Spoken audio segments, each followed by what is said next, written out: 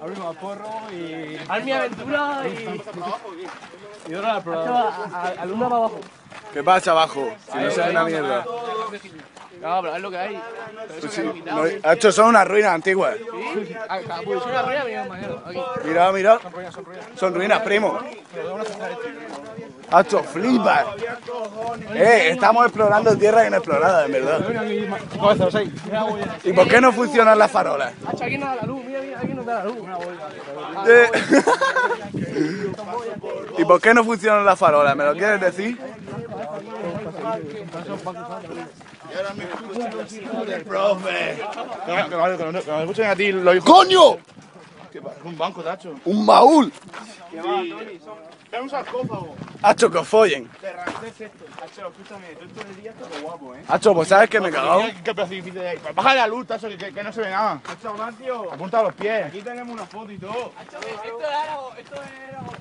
Está guapísimo, tío. Pues yo no tengo aquí nada. Esto de día está todo guapo, Pero es esto ya, ¿no? Fumar en el parque. Faltaba clase. Y ahora me escuchan los hijos del profe. Hostia, toda la trinquetada. ¿Cómo está esto, tú? Pero, ¿y el agua dónde está? Hay que grabarle un vídeo a Roberto y pasarlo por el clan de los Kikos. Cheque. Pues grábalo, Tony, ya. ¿Estás grabando o qué? Un rato ya. Ah, pero es un vídeo. Hombre, tú verás. Roberto, ven pa' acá y chupámela. Roberto, cabrón. Roberto, cabrón, que lo has dejado tirado. Sí, estamos ahora en la por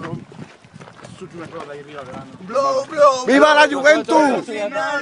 ¡Viva la puta Juventus! ¿Pero qué me estás contando? De la Juventus, tío. No, es que esto, tío. Para ya, hostia, para ya. Hacho, la nube está acá y no veo. Ahora, la escalera, apunta a la escalera. Hostia, la escalera, eso lo montamos.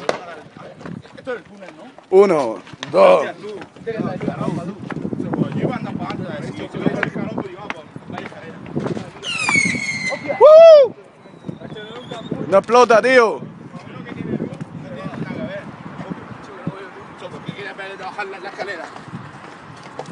Faltaba clase. Y ahora me escuchan. Y ahora me escuchan los hijos del profe. El picolo me come el rabo. Ya voy a borrar el vídeo.